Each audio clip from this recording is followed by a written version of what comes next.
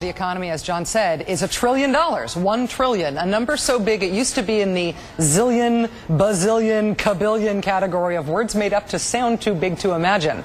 Should we be happy this plan is so ambitious because maybe then it's big enough to work? Or might the economy totally, globally tank no matter the size of this rescue plan? Is this just the first trillion? With numbers this big, with diagnoses this dire, I am no longer worrying about my tax dollars. I'm worried about the country. It sometimes feels like everything every day redounds to the election, but this feels bigger than the election. Whether it is President Obama or McCain, will the new president be taking over a government that is a shell of its former self, helming an economy that is itself a shell of its former self? How much has our economy changed? How much has our country changed just in the past week?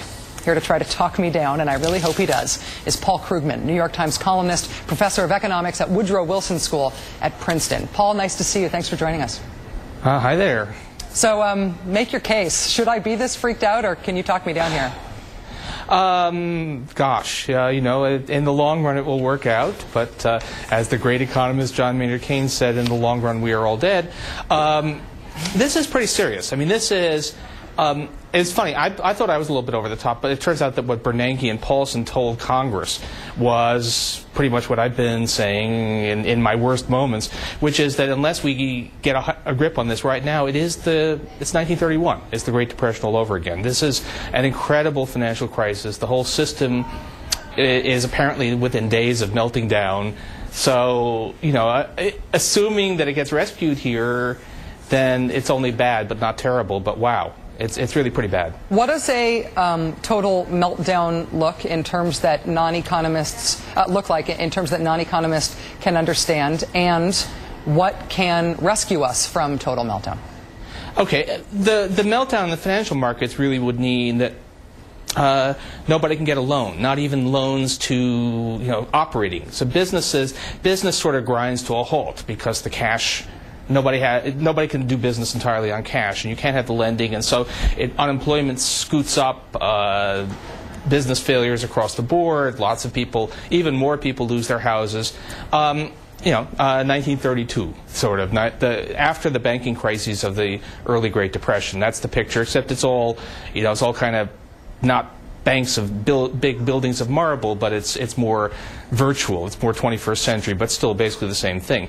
What can avert it is if the taxpayer stands guarantee behind enough assets so that business is able to keep functioning. And that's essentially what we think is in the plan, although we don't have any details yet about how any of this is going to work. In the I guess in the broadest possible terms, has politics just ceased to matter?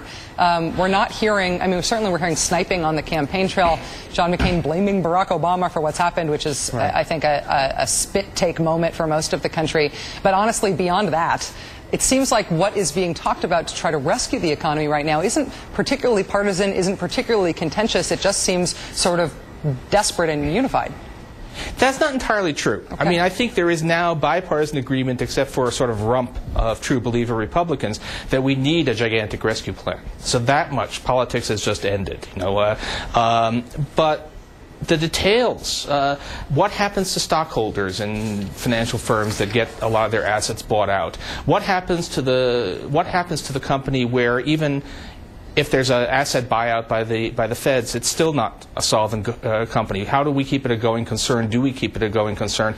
Those are real issues. If you listen closely to what Chuck Schumer is saying, it's not the same as what Hank Paulson seems to be saying. And there's going to be, I think, there probably is right now behind closed doors, a fight about those details. So no, it's not like we have agreed on everything. But the big thing, yes, politics.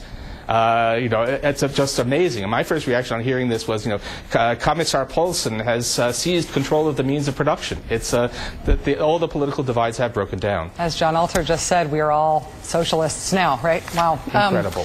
Paul Krugman, New York Times columnist, you have absolutely not succeeded in talking me down, but thank you for coming on and help us explain it tonight. I appreciate it.